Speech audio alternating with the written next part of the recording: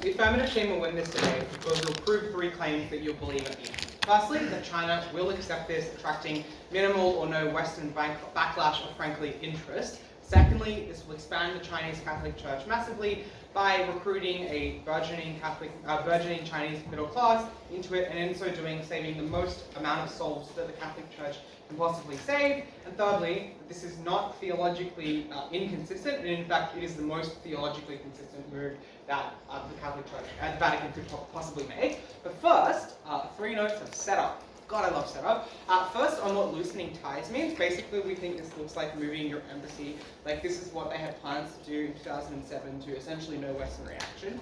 I think they basically would probably, if they ever do any rhetoric about Taiwan and whether it should be a state, they'd do minimal amounts of it anyway, but they would agree to not do any of that, and they would put less funding into Taiwan to the extent that they do. Obviously, secondly, we would put some conditionality on this, i.e., the motion specifies this, and using our affirmative team fiat, we would say that we would not make this maneuver without the Chinese guarantee of the things that we care about, i.e. Vatican has the exclusive ability to appoint bishops, which would mean that the Chinese Catholic Church has its head in the Vatican rather than in China. And then the motion obviously specifies this, so please don't disagree with us on this. Thirdly, what the Vatican's interests are, we think they're broadly fourfold. Firstly, I think it's theological consistency, which is much more important to the Vatican than its political concerns. They aren't a Western liberal democracy. They don't tend to align themselves with US strategic interests. Like the Pope has put in many encyclicals against US imperialism and anti-war. Like, they care the most about being theologically consistent. Secondly, they care a lot about having the most Catholics in the world. And there's just extremely basic way to understand why this is true. It is when there are fewer Catholics in the world, more people go to hell. When there are more Catholics in the world, fewer people go to hell, which is the biggest concern to people who are deeply religious, for the essential reason that it is like infinity harm to go to hell and infinity benefit to go to heaven. So that is the priority that they hold the deepest. Thirdly, that they do want the buy-in of Catholics around the world because they are affected by the context of declining Catholicism, especially in places like South America where it's being replaced by Protestantism. They want buy-in from Catholics that presently exist, and they want more Catholics to buy in. Finally, I guess they want money because, it's a precondition to getting other stuff that we've already described. Okay, now with that setup done, 2 minutes 30, shocking to me, let's get into arguments. This works, and it is the tipping point for the Vatican having more control in China. Number 1, this is in the motion, but I will prove that it's actually likely to happen. China, I think, cares just far more about Taiwan and its diplomatic positioning re-Taiwan than it does about increased liberalization re the Catholic Church. And I think the mechanism for this, whilst unsatisfying, is just that it is China's revealed preference. They put in immense amount of money, lose tons of diplomatic capital, lose tons of actual capital, in basically sticking at Taiwan on an international stage. They do military drills, they threaten powerful nations like the US over Taiwan. I just don't think that stacks up to any particular interest that they might have in suppressing religion within China. I think they care just far more about concessionary Taiwan and positioning themselves that way, which explains why they'd be likely to accept this condition. But additionally, we would add the context that they haven't been particularly hostile within the last 20 years. Like, in 2018, they accepted bilateral control with the Vatican, which suggests to you a rapprochement in the basic opinion that the CCP has on the Catholic Church, one that we think would extend into the future and allow this to happen. Why then is Western retaliation unlikely? Because it's just preempting an argument they may make. 5 things to say here, but I'll do it briefly. Firstly, the West regularly poses themselves up with China through policies like strategic ambiguity, like Macron, doing visits to China. I just don't think that this is the tipping point for Western retaliation to the Vatican because they do the same thing, and it would compromise those kinds of policies. Secondly, they are sensitive to religious persecution, particularly of Catholics, because they basically think that it's oppression to oppress people on the basis of religion, and would want to avoid the image that they are trying to oppress Catholics. Thirdly, we just say it's not the tipping point. There's probably other things that affect people's view of the church rather than this, and it would expand Western values in China, so it could be framed by the Vatican as spreading Judeo-Christian values, and I just really don't think that this would pose any threat to the West. The West probably would not be that. Let's get into the central argument that wins the affirmative debate, then with all of that cleaning work done. You gain far more Chinese souls than you lose Taiwanese souls, which carries us in the debate in the sense of spiritual way. why do you gain many more Chinese souls? First, you legitimize the Catholic Church among Han nationalists who, by the virtue of the fact that China has, its current policy position on the Catholic Church, it is essentially that it should control it. Insofar as China is now making this concession that the Catholic Church is a legitimate religious organization, it does legitimize, otherwise religiously sympathetic Han nationalists to engage with the Catholic Church. Additionally, it allows the Chinese Catholic Church far, far greater capacity to operate because you are able to now send resources with the confidence that they are not being controlled by the CCP, but they are being controlled by the Vatican Church, which explains more money goes into evangelization missions. Additionally, because of the current status quo of there's bilateral control over appointments, there is internal divisions about this, which disincentivizes involvement with it, disincentivizes recruitment. Now that there is a solid policy position on it, it is not bilateral, there isn't that internal division, recruiting becomes far easier to do, and you can just spend much more of your time, rather than litigating that division, doing evangelizing activity. Which explains why, when this move happens, the Catholic Church is able to massively expand the amount of adherents that it has within China, currently about 12 to 15 million, and we would suggest it will expand by millions as a result of this policy. We would not lose very many Taiwanese souls for the basic reason, I think, of inertia, where if you're currently religious, it's unclear that changes when, the Catholic Church stops saying that you are a nation, or has the embassy in your country. But I think it's unclear that the relationship is really close as it stands, and that, Taiwanese people really feel strongly about, I will only be religious if, the Catholic Church shows this political solidarity with me. That seems unlikely to me. Which means we don't lose very many Taiwanese souls, but we gain an awesomely large number of Chinese ones on the way, which clearly carries us in the sense of weighing. Basically, on the sense of sheer number, there are 1.4 billion people in China and about 23 million people in Taiwan. The percentage of Catholicism rates are about equal for the basic reason these are demographically quite similar nations. Every small percentage shift in the amount of Catholic adherents that you get as a result of this policy is just far more influential than the percentages that you lose, and we think it's not particularly great in Taiwan, which means you're literally saving millions of souls, which clearly the Catholic Church cares the greatest about. But in terms of your subsidiary interests, you recruit the burgeoning Chinese middle class, which has a couple of interests. Firstly, we just think this adds a mechanism of why you get people, because people who travel more, who are broadly liberalizing their values as a result of this burgeoning wealth, travel more and have more of a desire for religion in their lives, which means it's a tipping point for their religiosity. But it also explains why it's easy to expand because they donate, and that because that has a positive feedback cycle on evangelizing missions, and because the Catholic Church currently has a strong impetus to replace the Catholics they are currently losing in South America, who are significant members of their clergy, with people from developing world nations. I think that explains why it is the case that this burgeoning Chinese middle class, which would join the clergy, will be an enormous interest. Briefly, why then it's not theologically inconsistent. As I said before, Vatican has never shown that it lines itself up with US political interests. It's unclear why this would be contradictory. This does not increase the oppression of the people of Taiwan, which maybe would be their only theological concern. We'll expand on why Western Catholics will love this, but briefly, I think we save the most souls the Catholic Church love. Clear halfway.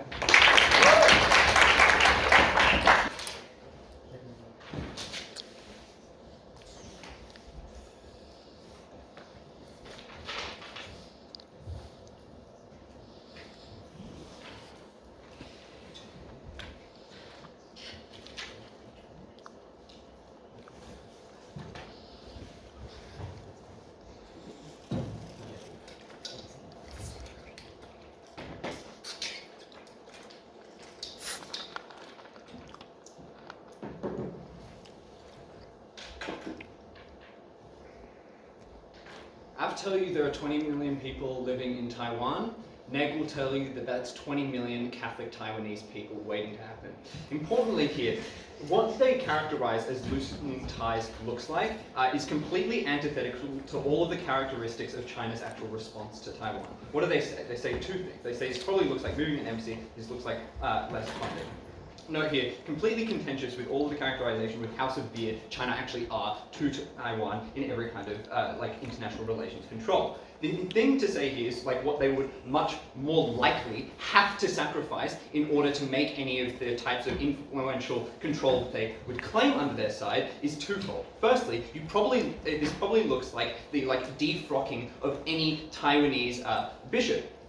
which is just to say that Beijing are very, very likely to insist that they are completely illegitimate, as it's very, very likely that the Taiwanese bishops in this world are, probably expressly anti-China. The impact here is just to immediately come out and say that we probably have a really big, close relation to those bishops, probably really important from our, there's probably moral obligation that we stand by them, which is an immediate sacrifice that they have to make. The second thing that they sacrifice here is funding. They tell you it's not that important. I think it probably is, which is to say that you probably lose a huge amount of Taiwanese people. At the point that they tell you that inertia is the main reason why you don't lose Taiwan, they do not prove that the inertia is in any way independent from the funding that is ongoing from the Vatican Church, because the Vatican Church is a relatively new presence in Taiwan. It does not have the type of establishment, which means that Taiwan doesn't provide very much religious funding, making their presence very reliant on the Vatican Church, meaning you lose a huge amount of Taiwanese people in this change. 3 more things in this speech. Firstly, why the Vatican just does not actually want this control. 2, why this influence in China is always going to be shit. And lastly, why we should care more about Taiwan. Cool. Starting with why the Vatican just doesn't want this control. 2 things here. 1, they currently have probably as much autonomy as they can possibly get. They have a bit of support in China, and that's probably the most they're going to say. Which is to say that there is probably a diminishing returns mechanism here, which is to say that there are probably still barriers for bishops getting the most amount of for the Vatican getting the most amount of influence in China, being for several reasons. Which is to say, yeah, a bunch of reasons. This is the influence in China stuff. Cool. 3 things here. Provincial governments are will largely be very focused very heavily on social harmony, which is to say that in the example of I don't know, a Hindu festival that Eugene gave me, it was the provincial government worked heavily within its institutions. It worked, there was a severe amount of regulation support, which shows a preference for these provincial governments to actually completely harmonize within religion, or to at least associate their institution or push their institution inside religion or where religious expression occurs. Which is then to say that there is a huge pushback if you ever, as a provincial government, ever lose any kind of social harmony. It probably looks like you as a government are probably fired by the CCP. That's probably pretty bad. So you will probably have a preference for social harmony, meaning that you're probably already likely going to have a fair amount of support. Which proves 3 things. Firstly, it means that you don't actually get more public support. They don't necessarily see and also noting here that if you get more influence here, it's you probably, as a provincial, a local person, see it as far more Western. You see this as far more Western, which probably makes you far more suspicious of the religion as a whole. You probably get far less buy-in, which is just to say that you probably are far more likely to trust any kind of religion that the CCP or your provincial government has any control in. So why do you then, is there influence in China always going to be shit? Probably just, importantly, always going to be symbolic, which is to say that the bishops will never speak against the CCP. 1, because they have a personal incentive of their safety. 2, because the government is likely to, bully them out of it. The second thing to say here is that, the Vatican probably just doesn't want this support, which is to say that, it's actually quite convenient to not be in control for all the mechanisms I gave you earlier about, about why you already get that amount of support. This third thing to say is is especially in Taiwan, this is on a note of comparison, is you are going to be imprisoned as a bishop if you are upsetting the government, which is then to say that it is fairly the risk that you are taking as the Vatican Church, if you even get a fair amount of influence in China, is probably somewhat risky, is probably somewhat unshaky, and that we can at least guarantee far more security in Taiwan. The second thing to say here is that as far as the Vatican does care at least somewhat about the ability for them to influence policy, which they say is none, I think we can probably claim is a fair amount, because they do influence policy around the world. It's especially when they give you characterizations of denouncing the states for certain policies they might have, probably shows an influence, an incentive of the Vatican to to actually like have some comments on policy. The three things to say here is you can probably like policy in like, I don't know, you must follow doctrine, probably get rid of the death penalty, probably anti-abortion, huge things that like the Vatican probably wants. Then the final thing to say here is like, even if you could like, I don't know, possibly ever get the amount of support that would allow you to like undermine or like speak any kind of criticism to the Chinese government, it would just like be ineffective because there is a huge amount of entrenched power, and they would probably, in the government would like bully you and undermine you and gut funding at every step of the way. Why do we care far more about Taiwan? Okay, two things here. Firstly, Taiwanese population of like, actually, firstly a note of like characterization on China that is like, that doesn't happen on their side, which is just to say that like the vast reality of the majority of people in China at the moment is just non-religious, which is to say, and notably here, that like the people who are religious within China have a religion that is tied very heavily in the institutions of the government, which is like most Christianity is intersected in some way. It's like not pure Catholicism. That's the first reason here, is like you just get more like a Catholic population in Taiwan for the same mechanism that they tell you, the inertia that we all preserve under our side. The second thing to say here is that China very recently has had a huge revival in religions that aren't Catholicism. China recently has had a revival of like Taoism as a response to like Chinese nationalism. Importantly here, like China is just not the best people to be pushing Catholic ideology from. So why does China have such a great blossoming Catholic population? So two things here. One, there's a huge amount of populations of Catholics who fled China to Taiwan. Not only is this just like empirically true and it's like a really important population we all care about as the Vatican, but two, this is also like likely to be encouraged when we can show that we support Taiwan far more. The second thing to say is that like Taiwan probably has a fair amount of like Western immigrants, which probably bring Catholicism with them. The last thing to say here, and most importantly, is there is a huge moral obligation for the people of Taiwan for the Vatican Church, which is that these are a vulnerable group because they are seeking religious purpose from an existential fear of crackdown. They're facing existential fear of invasion. Not only does that make them highly susceptible to any religion we might push on them, I know a bit dog, but like we also, it's just like morally important that we support these people, we give them the religion, we give them hope, proud to negate.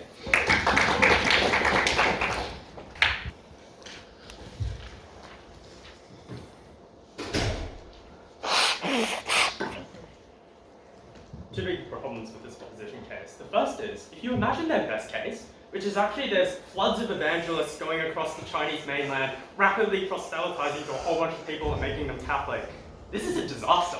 The reason is because now the CCP is literally dead terrified that there's a major religious institution that is rapidly garnering power in its country, is incredibly likely to crack down a la Xinjiang. But second is that if you think about it, the types of individuals that are the most likely to be successful evangelists overwhelmingly have to be highly dogmatic, because you're making enormous sets of personal sacrifices to go out of your way to preach to other people, and it is dogmatic Catholicism that the CCP actually has a problem with in China. It does not mind people following religious beliefs or customs, attending religious festivals, following sets of religious doctrine in their personal lives, but it absolutely begins to mind when you start telling the state what is right or wrong, what it should or shouldn't be doing. It absolutely minds when you start interfering in other people's sets of personal lives, and that is when the CCP is forced to intervene. We think that is actually a disaster in their best case. But the second big problem with the other team is that if you think about it, they also really struggle to actually enforce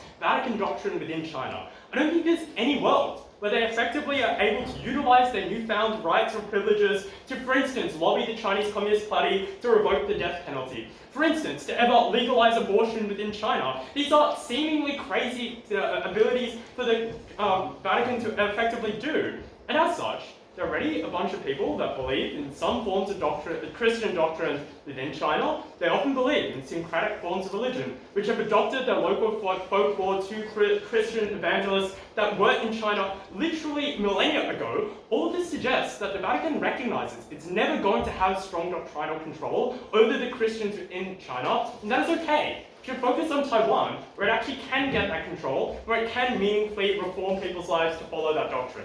I'm going to answer 2 questions in this debate. First, let's engage with their analysis on souls. I think their big problem here is that they treat all souls equally. 6 broad reasons.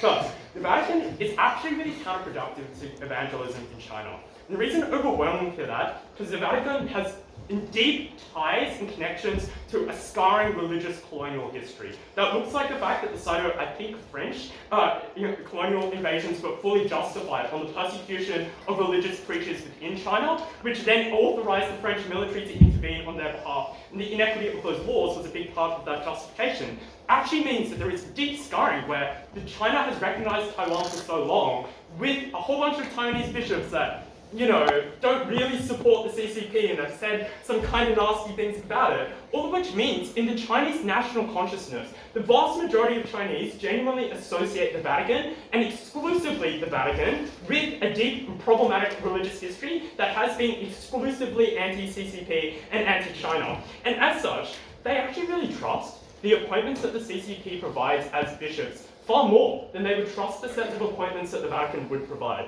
And therefore, this is actually very convenient for the Vatican, because it can begin to detach its name or its association, which is so heavily tainted, and allow more forms of organic evangelism to take place within China. We think that is actually really effective. And the reason why it is so convenient is because it allows the Vatican to wash its hands. Otherwise, if it had appointed the bishop, the criticism on the Vatican of why aren't you speaking out against violations in Tibet, in Xinjiang, in Hong Kong, would have been incredibly problematic and placed an enormous PR problem for the Vatican. In its current system, the Vatican does not need to worry about those issues. It can wash its hands clean and focus where it actually would be effective, which is in Taiwan. Second, why is it actually way more effective in Taiwan? The thing here is, the Chinese Communist Party is always going to place ultimately limitations on the effective spread of Christianity and Catholicism within China.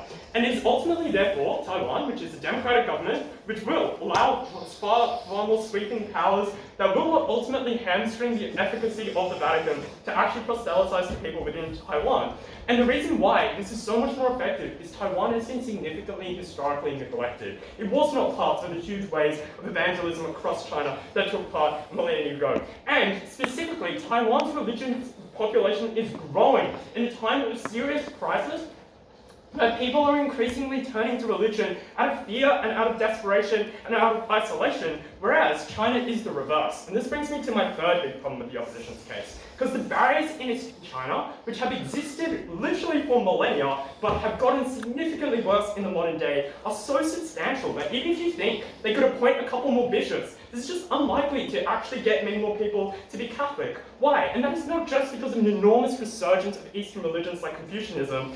Will says, but these people are kind of neutral.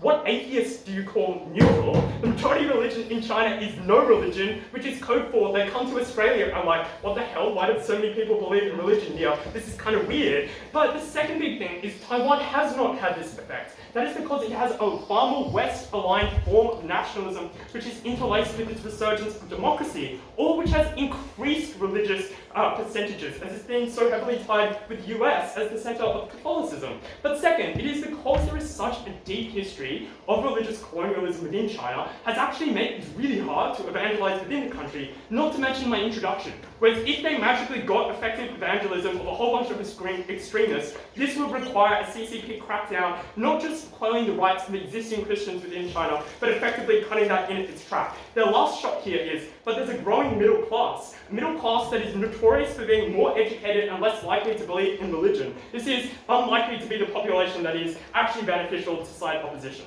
Fourth problem with their case is evangelism in China is happening regardless, and we should be supporting those forms because they are more effective. So, the example I will give here is about provincial support in China. Large amount of local CCP officials broadly support religious festivals and evangelism that happens on a far less extreme cases. How? In the same way that there are Hindu festivals that release animals into different local communities, and a lot of those animals were invasive species that caused a lot of disease, you might expect that the CCP would crack down on those religious festivals and not allow them to release these dangerous animals causing disease, but rather they subsidized and gave free animals to these Hindu organizations that were actually local species that would repopulate and rehabilitate their local regions. We actually think provincial support means that the Christians within China already receive a large amount of autonomy and a large amount of respect for their religious freedoms, but it means evangelism is rather liberal in China already and does not need the type of support that side opposition describes.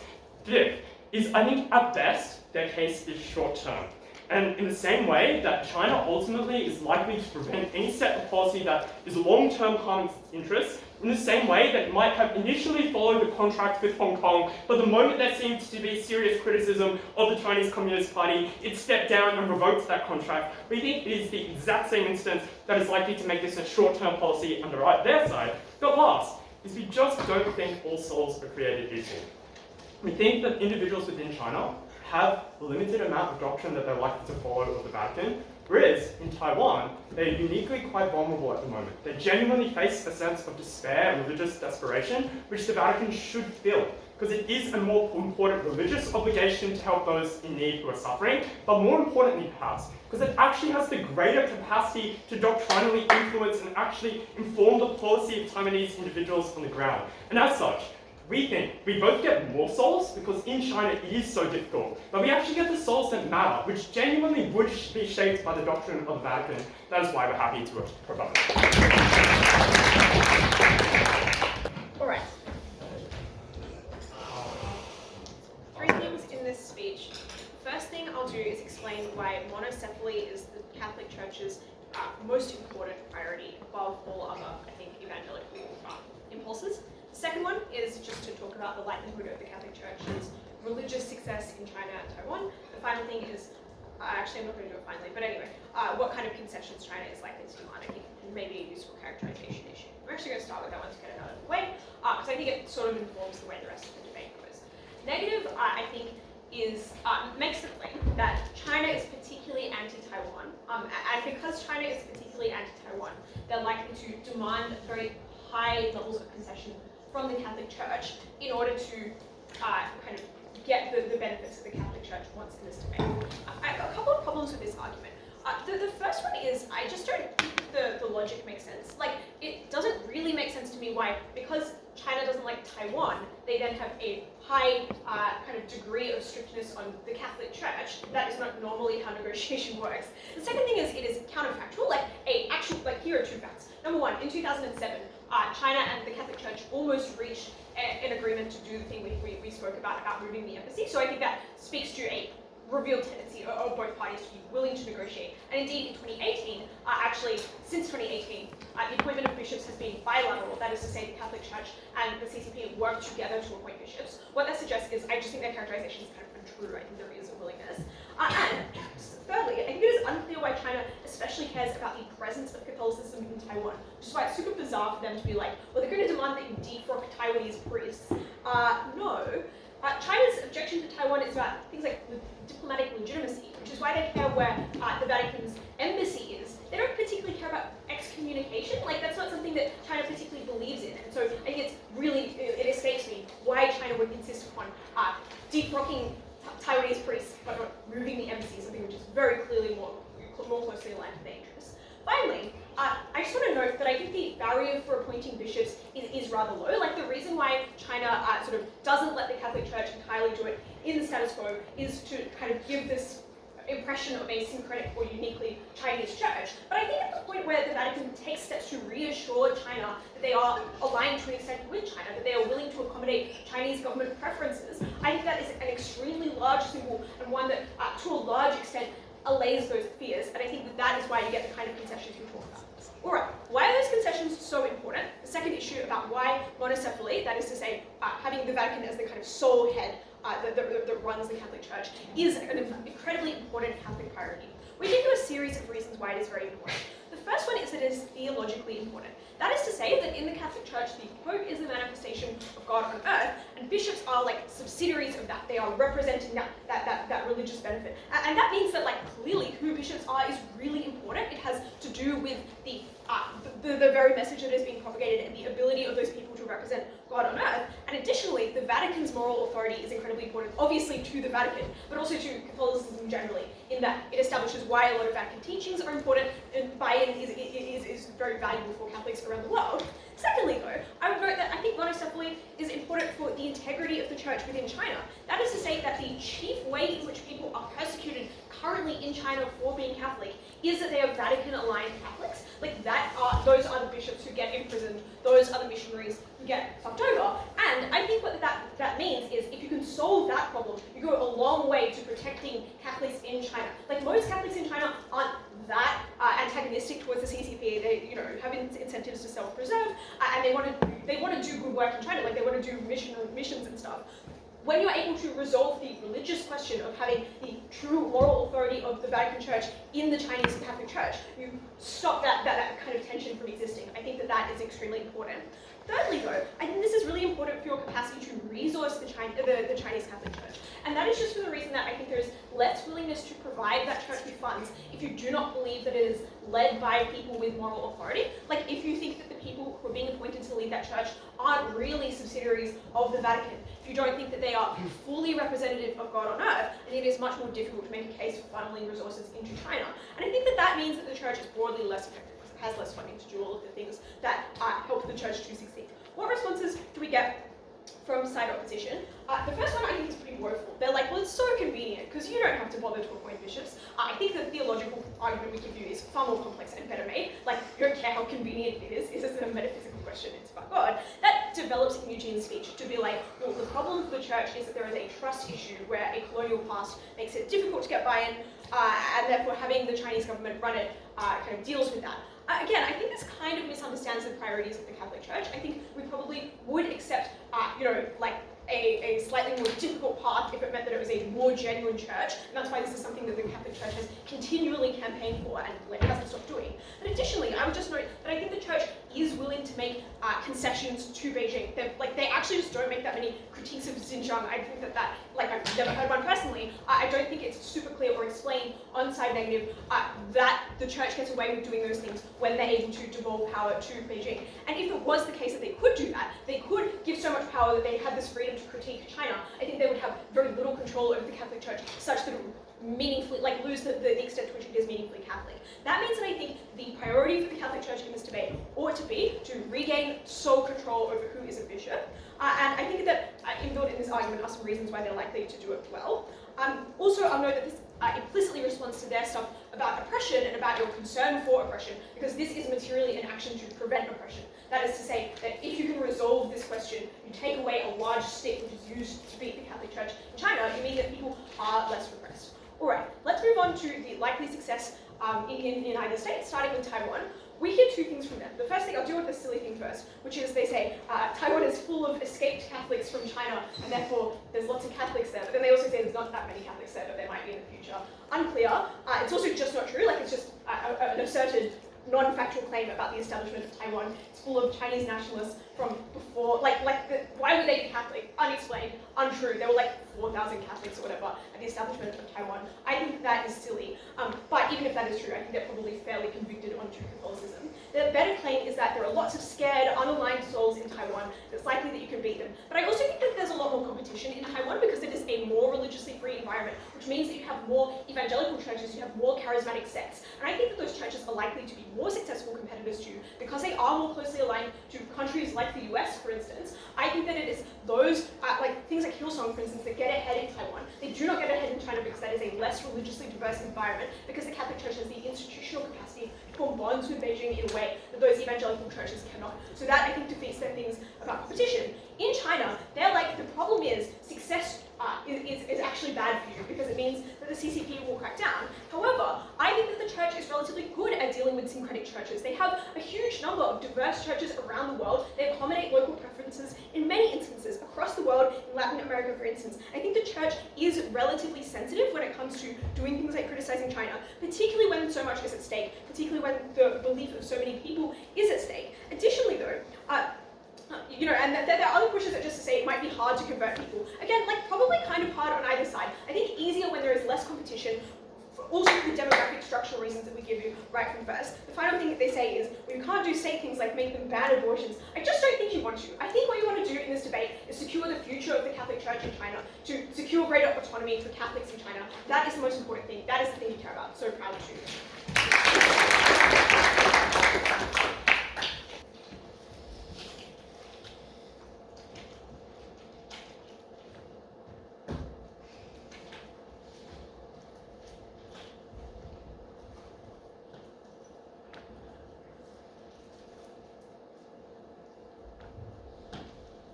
I think right up until the end of Ellie's speech, where we finally get good response to the vast majority of our material, this affirmative team misunderstands our win strategy. Because one path to victory for us is to explain why you get lots of Taiwanese souls joining the Catholic Church. But separate to that, we explained in detail why the Catholic Church that has more influence from the CCP, that was more pro-CCP, that was less controlled by Western influences like the bishops in the Vatican, was actually more likely to be supported by the provincial governments in China, and was therefore more able to evangelize, more able to save Chinese souls. I'm going to prove two things in this speech. Firstly, why side negative saves more people in China, and secondly, why the Catholic Church saves more people in Taiwan.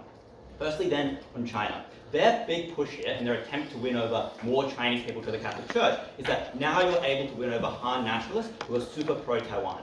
First response to this, I just think this is simply not the thing that decides people's faith. Because Chinese people are super pro-Taiwan, that's true, but at the end of the day, that is a political stance. And what we're asking people to question here when we attempt to convert them to the Catholic Church is, do you believe in the one true God whose Son died for our sins on the cross? And that existential question is never going to be defined by what people's political stances are, even if those political stances are held super strongly. So I don't think changing your position on a particular political stance is the thing that's going to define whether you're capable of evangelizing people or not. People's answers to that question is going to remain the same, whether or not the Catholic Church and the Vatican is super pro-Taiwan, relatively silent on the issue, or super anti-Taiwan. It's simply a question of faith, and that is far more powerful than any political issue. But second response to this is most Chinese Catholics just don't interact with the Vatican in this way. They probably are just never going to be that invested in the Vatican. Most practicing Catholics in China don't actually even practice a fully formed version of Catholicism. They mix Catholic practices with their own traditional faith and practice a unique form of Catholicism and Christianity, which has many of the same elements as Catholicism in the West, but looks extremely different. And when they look to guidance, they very rarely ever look back to the Vatican. They look to the bishops that exist in their own area. But the third response to this is an extension of that, which is just to say that for most people in China, they don't hear about or care about the messages that are distributed by the Vatican, which means the Vatican can take whatever position it wants in Taiwan, because the vast majority of Chinese Catholics in Taiwan, or potential Chinese Catholics in Taiwan, are listening to the Catholic bishops that exist in China, which don't have that same stance. They aren't explicitly pro or anti-Taiwan. They don't explicitly work against the CCP, which means the Catholic position on Taiwan and the Vatican is almost entirely irrelevant to your capacity to convert people in actual mainland China.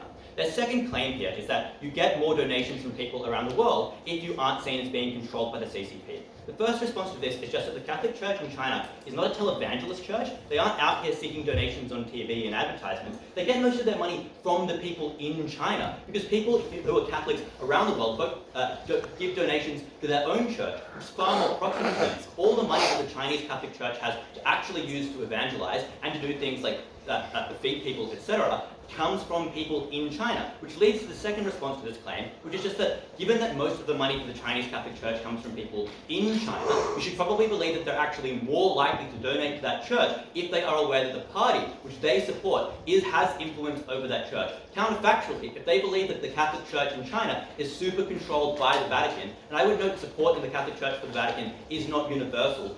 Questions of schisms come up all the time. People have different opinions over who should be the Pope. If that influence comes from the Vatican, which they are far less likely to support, the people in China are actually way less likely to donate to the church, way less likely to put money in the coffers of the Catholic Church in China. And the effect of this rebuttal is quite significant, because it doesn't just remove that claim from the debate, it actively flips it. It means that on our side, the Catholic Church in China has more money to spend on feeding the hungry, more money to spend on housing the homeless, more money to spend on clothing the naked and spreading the word of God. And I think that is an incredibly huge benefit in this debate, because it enables the thing that they say is the most important, getting more people to become Catholic, and then actually practicing the things that the Catholic Church preaches in China. I think at that point, we removed all their claims about evangelizing people in China. Let's look then at what we said. Our case here is simple. We explained that provincial governments in China permit the Catholic Church to operate only insofar as it leads to social harmony, and they can trust that that church will be pro-CCP and won't engage in things that they dislike for two key reasons. Firstly, because the Vatican is fundamentally a Western influence and a foreign influence,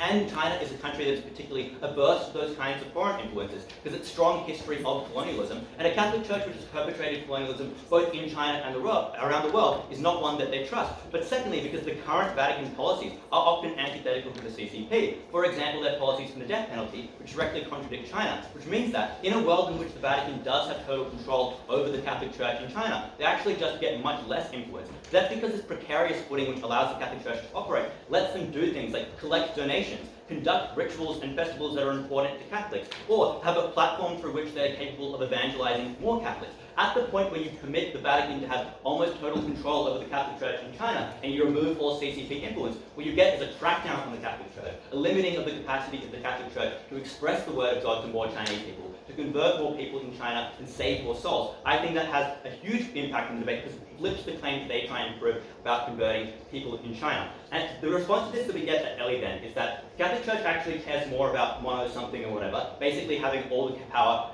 centralized in the Vatican. But I would note firstly, this is just not a claim that is true of the Catholic Church, as per the Vatican's papal documents. The current Catholics that live in China are going to go to heaven. The version of the Catholic Church that is influenced by the CCP in China is legitimate. The Pope has expressly supported that current system. The claim that, just because the power isn't totally centralized in the Vatican, therefore makes the version of the Catholic Church that exists in China illegitimate, is simply untrue of the Vatican's current stances. And the ordinary intelligent voter should realize that it would be totally unreasonable if the Catholic Church, as it exists right now, or the Pope as he exists right now, would deem that version of the Catholic Church totally illegitimate and all the souls there unsaved, simply because it had some influences by the CCP. And I think this is most important as per Oscar's analysis, because what they explain and we agree with is saving souls is far more important than any other principal concern of the Catholic Church, because it enables your followers to gain infinite benefit in heaven and avoid infinite harm in hell. And given the Catholic Church cares a particularly large amount about its followers, it probably cares most about saving them before it cares about whether they were the ones in charge of doing the saving in the first place.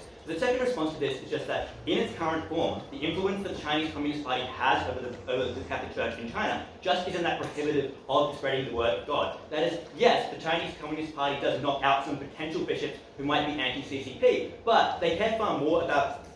But the CCP doesn't actually care that much about other aspects of Catholic theology. That is, they don't interrupt things like performing the Eucharist. They don't interrupt performing various Catholic rituals that are important to Catholic people. They don't interrupt the expression of the vast majority of important Catholic principles that the Catholic Church holds. And therefore, even if it does somewhat influence the extent to which they have autonomy over bishops, the broad pool of bishops from which the Vatican is able to select from in the status quo is probably not that bad, and they're still able to have a large amount of control. The third response to this is that the whole point of having power in the Vatican is to use that power to spread to a larger church. If we explain to you the church is smaller on their side, having power centralized in the Vatican means nothing, because the command by the Holy Spirit to the 12 apostles is not being fulfilled, to go and spread the word of God to all the people of all the land. I think that clearly wins up the debate. Second issue, lastly, on how this affects Taiwan. Their claim here is just that Taiwan is small and China is big. I would note the biggest thing is that Taiwan's population is actually growing much, much faster than China, and that's important because really this debate has forgotten that the Catholic Church is kind of terrible at evangelizing people, and the biggest source of new Catholics isn't evangelism, it's having babies. And people in Taiwan are having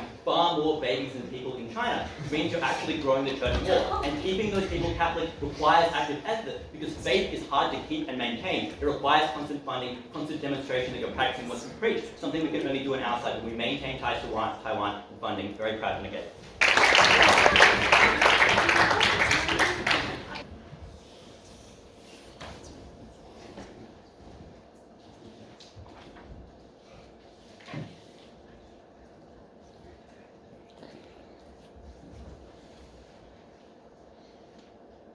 The mechanism of provincial governance and provincial entitlements and privileges to be be on side with the provincial governors means that the protection of Catholicism is not one that is so highly imperative in this debate. It's not so important, because there is some small growth of Catholicism in China, the more that there is a bit of a symbiosis between the CCP and provincial governors and the Vatican.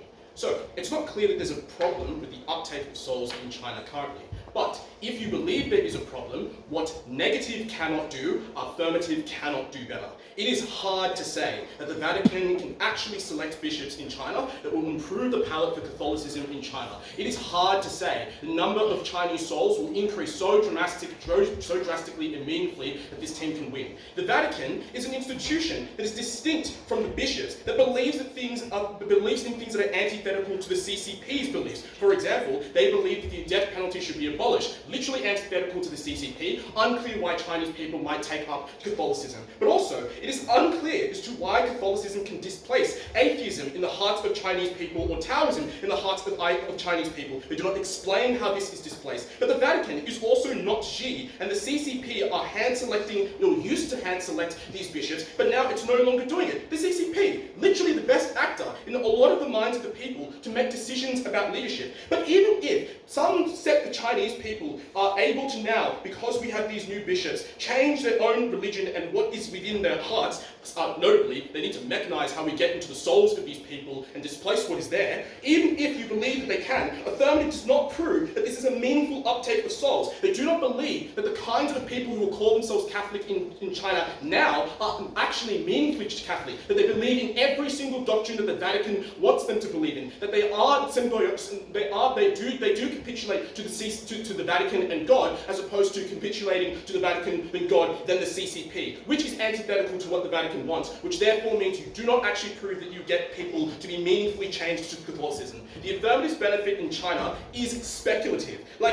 Yes, is a glistening benefit that would be beautiful, but just like a bubble, it is just full of air. The claim that the Vatican cares more about the potential souls so irrationally that it would spend all of its capital to do this very meaningless conduct, above all else, suggests that God asked his representatives on earth to behave irrationally and foolishly. Foolishness is a sin, and Third Affirmative explains that the Vatican is happy to make concessions. What that means is that the Vatican is able to make the concession in China in favor of all the principal material and all the constructive material about how we are able to increase the kind of proselytization in Taiwan. This model is useless and a waste of your moral connection to Taiwan. The loss of connection to the personal ties that some of the cardinals and bishops have made with Taiwanese officials. The loss of the bishops who were appointed, who may be defrocked. They're like, oh, well, China won't demand that it be defrocked, but that is only just the beginning, that they will not ask for it to be defrocked. You do not prove the end goal. How can you have a bishop that is the bishop of Taiwan, and also a bishop who's the bishop of China? It suggests as if there are two countries. Unclear why China would be happy with that. The debate is thus won on that basis, because the opposition gives us an empty trade-off. The burden is on affirmative to prove a benefit. They don't. Then affirmative argues that their benefit is monocephaly. This is new material that isn't even proven. Surely you recognize the people who are appointed by the CCP as being your actual bishops. You don't need to accept the bishops that are, no, I came at 8:15. It doesn't need to be. These are bishops that you can accept as being part of the Vatican, but necessarily maybe you didn't handpick them, so they don't actually prove a harm to monocephaly here. The conclusion of this debate is that we can actually increase the number of Taiwanese followers of Catholicism onto our side, because there is no reason as to why you must suppress certain Catholic doctrines, which the CCP would ask them to do. But if that were our burden, to somehow fix the number of people who are Catholic in China, we already do it. There is no imperative. This model is not useful, a waste of time, like real estate agents. They promise you the sink works, but the sink doesn't work. It's a failed model.